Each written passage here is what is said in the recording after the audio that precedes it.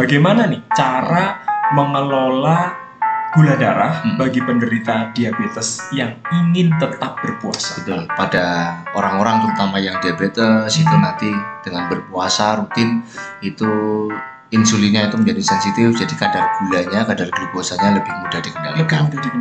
Ada tipsnya nggak dok untuk bisa menghindari rasa lemas dan dehidrasi? Betul, ya. Bagaimana ketika kita melakukan olahraga dan harus tetap dilakukan di saat berpuasa? Iya.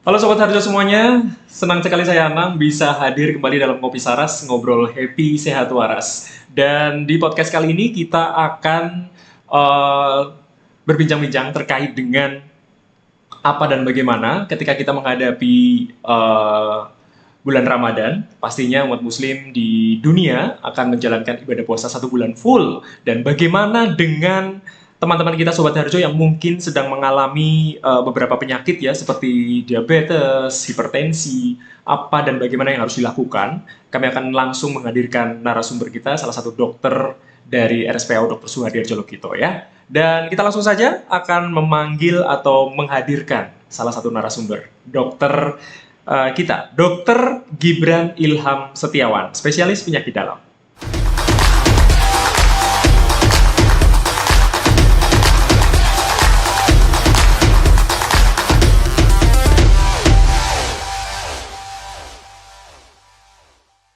Ya, sesuai dengan janji saya tadi, kami akan menghadirkan salah satu dokter yang kompeten di bidangnya terkait dengan informasi yang akan disampaikan apa dan bagaimana. Kita langsung saja, sudah ada dan hadir di studio Ngopi Saras, ngobrol happy sehat waras, ada Dr. Gibran Ilham Setiawan, spesialis penyakit dalam. Apa kabar dok? Alhamdulillah baik.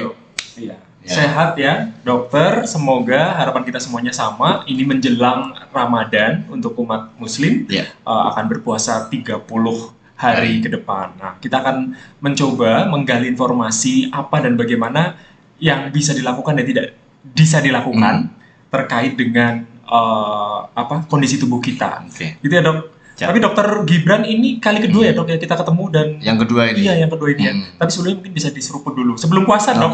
Ya, siap. Seruput dulu ya dok biar kita ngobrolnya lebih nyantai.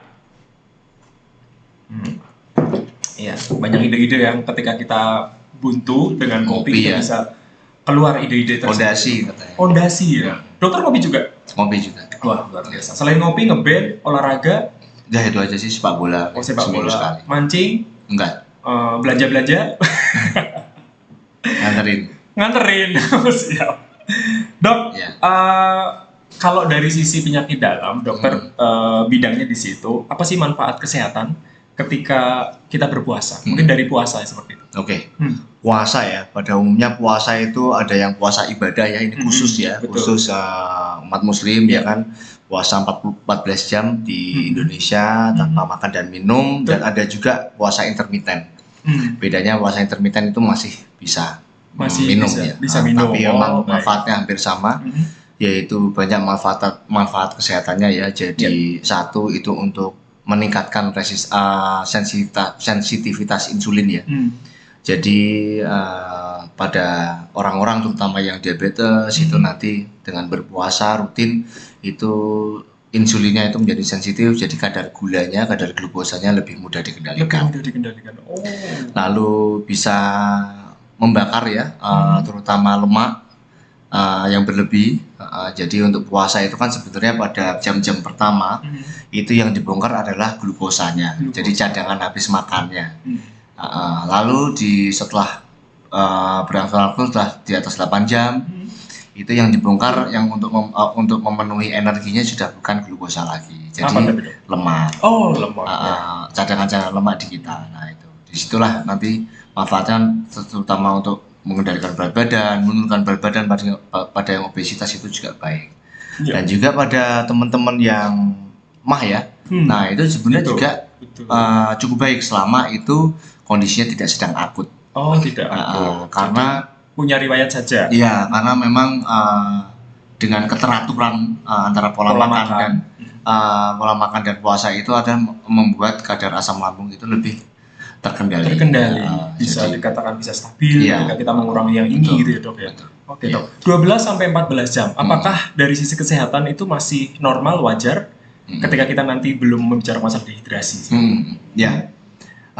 Secara fisiologis itu selama 12 jam itu tubuh kita akan kompensasi ya. Iya. Tadi menggunakan kadar glukosa itu. Nah, setelah itu baru menggunakan sumber-sumber energi yang lain. Nah, jadi memang walaupun puasa Ramadan itu secara fisiologis itu ada tantangannya, tapi secara umum bila yang menjalankan itu tidak ada masalah kesehatan yang serius dan itu sangat disarankan. Disarankan ya. Baik. Dok, ketika kita bicara puasa, akibatnya pasti akan ada rasa lemas, Betul. dehidrasi. Ada tipsnya nggak dok untuk bisa menghindari rasa lemas dan dehidrasi saat berpuasa? Ya. Apa yang harus kita lakukan? Oke, secara umum ya Mas. Ya, Secara umum itu tentunya kita kalau bisa itu jangan melewatkan sahur. Sahur. Itu pondasi ya. Secara agama juga itu kan sahur itu kan sunnah ya, yang disarankan ya, walaupun kita juga bisa melewatkan sahur itu penting itu. Nah, waktu sahur itu diupayakan makanan-makanan yang bernutrisi tinggi, yaitu kurang lebih 40-50%-nya karbohidrat, 20-30% itu protein. Nah, protein tentunya dipilih yang tanpa lemak. Artinya yang sumber-sumber tanpa lemak itu diprosesnya tidak digoreng. Lalu yang mungkin tanpa kulit atau gajinya itu ya, itu berminyak-minyak ya, bisa itu dirubah polanya dengan direbus, betul, dikukus, sayur juga kan bisa iya. dikukus boleh gitu.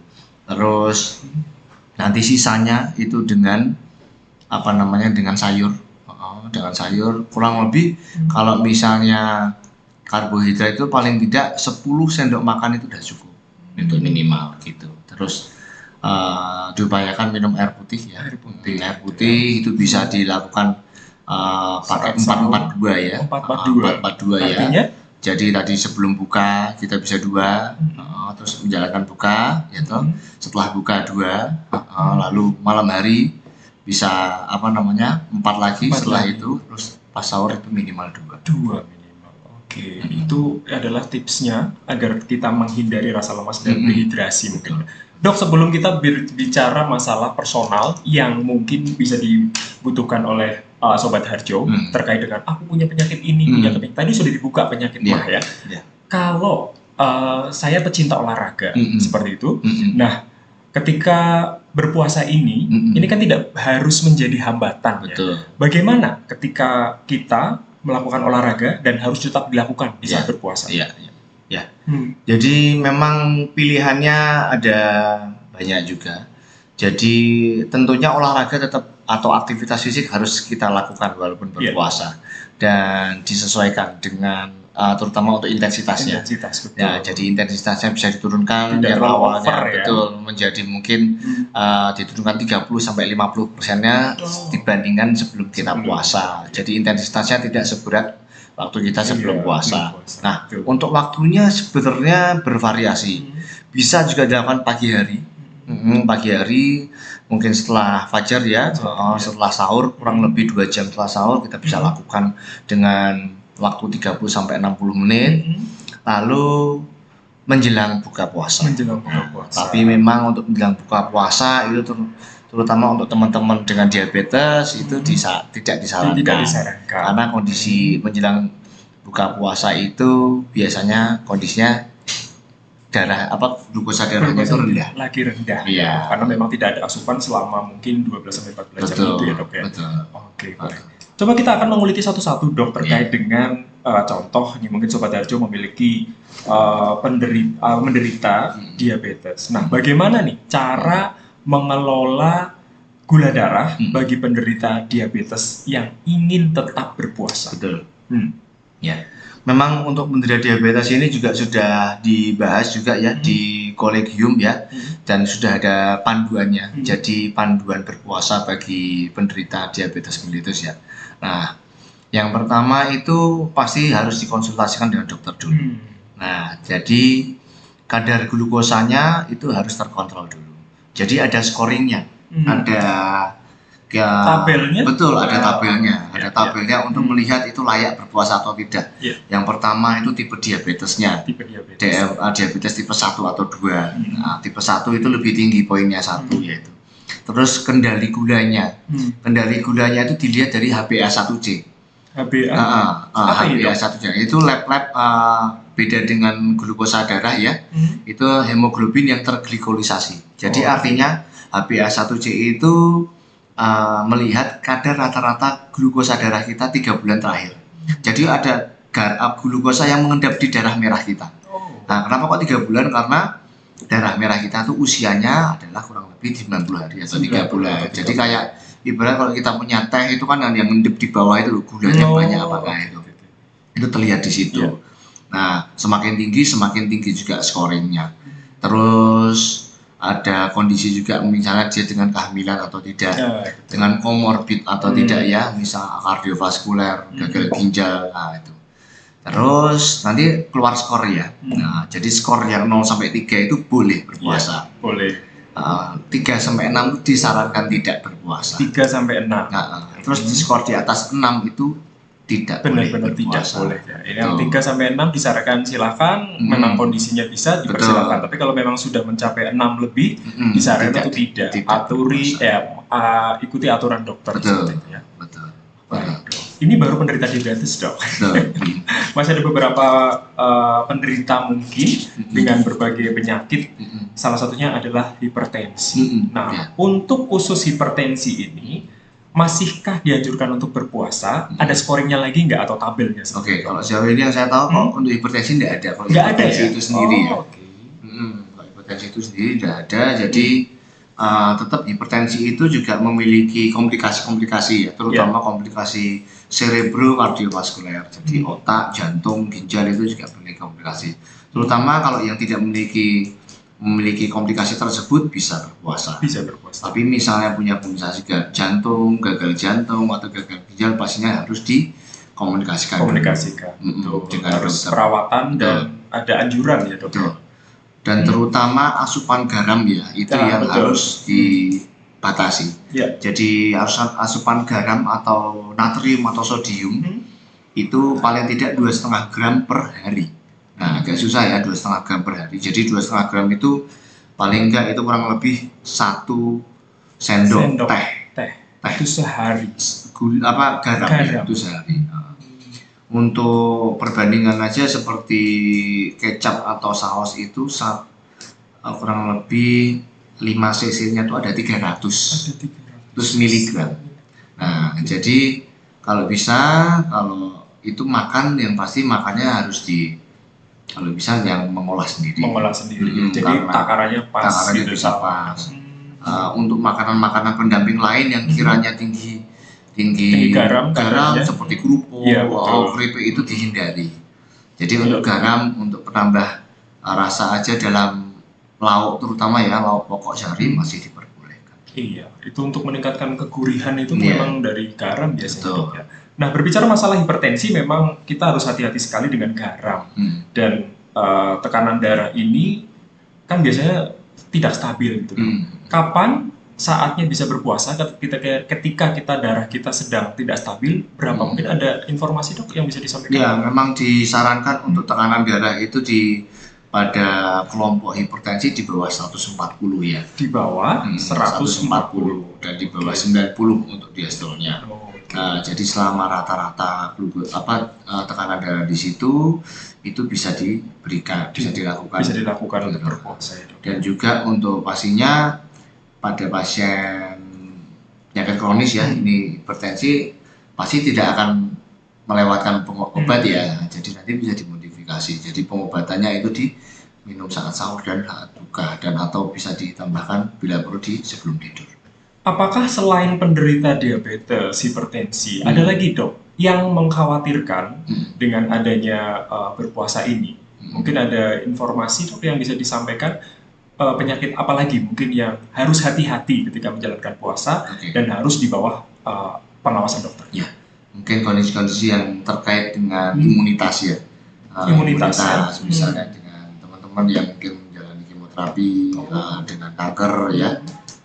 Pastinya juga itu juga mungkin lebih disarankan untuk tidak berpuasa sih sebenarnya. Terus pasien-pasien orang-orang dengan pengobatan yang menurunkan imun daripada teman-teman lupus, itu juga harus dikonsultasikan terlebih dahulu. Memang yang penting adalah konsultasikan, jangan langsung nanti takutnya akhirnya fatal ya dok ya. Betul. Seperti itu. Baik. Dok, ada nggak sih cara lain untuk mendapatkan manfaat kesehatan mirip dengan puasa? Mungkin di dunia kedokteran apa nih yang metode yang bisa dilakukan selain seperti berpuasa? Ya, kalau puasa itu selain berpuasa ada intermittent fasting juga itu ya. Intermittent fasting. Jadi ada kondisi kita bisa ada waktu untuk memasukkan kalori ya. Jadi ada batasan waktu, misalnya mulai dari pukul 8 pagi sampai 4 sore atau 8 pagi sampai jam 6 sore yaitu kita bisa makan, tapi tentunya makannya juga dipilih yang bernutrisi tinggi ya, bukan berarti bebas makan apa saja. Terus selain itu di jam tersebut hanya bisa mengkonsumsi asupan yang tidak mengandung kalori, artinya hanya boleh tapi air putih misalnya gitu. Tidak mengandung kalori, garam, betul. Atau misalnya kita bisa menggunakan pembagian yang panjang, pembagian yang banyak, yaitu kurang lebih 3 jam sekali dengan proporsi makan yang sedikit, diutamakan dengan protein lean yang tinggi dan rendah lemak. 3 jam sekali dengan protein yang tinggi dengan rendah lemak. Itu hampir sama metodenya dengan puasa, tapi memang tidak bisa dilakukan saat bulan Ramadan ya dok. Cuma ini bisa mengantisipasi ketika nanti sebelum Ramadan tiba atau mungkin setelah bulan Ramadan tiba, kok tetap harus hati-hati. Salah satunya adalah seperti metode intermittent fasting. Menarik sekali dok obrolan kita, karena memang beberapa hari ke depan kan memang akan ada umat muslim menjalankan ibadah puasa. Nah, kita sudah ngobrolin tentang ini, Sobat Harjo juga mungkin bisa memberikan masukan dan informasi. Kami sudah memberikan informasi terkait dengan apa yang perlu disiapkan ketika akan menjelang bulan Ramadan bagi penderita beberapa penyakit yang tadi kita sudah bahas ya. Terima kasih sekali dok. Tapi mungkin bisa ada pesan untuk Sobat Harjo. Oke. Ya, jadi untuk Sobat Harjo selamat berpuasa. Ya, jadi sebelumnya bila ada keluhan-keluhan terkait beberapa penyakit atau terutama diabetes atau hipertensi, baiknya untuk konsultasi terlebih dahulu dan jangan lupa tetap konsumsi obat rutinnya, tapi jangan menjadikan halangan kita untuk beribadah berpuasa. Betul. Baik, terima kasih dok sudah hadir di tempat kami di podcast Ngopi Saras, Ngobrol Happy, Sehat Waras. Insya Allah kita akan berjumpa lagi dok dengan materi yang lain. Tapi terima kasih sekali lagi untuk Dr. Gibran Ilham Setiawan, spesialis penyakit dalam, dan sudah memberikan informasi untuk Sobat Harjo semuanya. Kita akan janji insya Allah dengan dokter-dokter yang lain yang berkompeten di bidangnya untuk dibahas di Ngopi Saras, Ngobrol Happy Sehat Waras. Saya Ana dan Dr. Gibran pamit. Terima kasih. Bye-bye.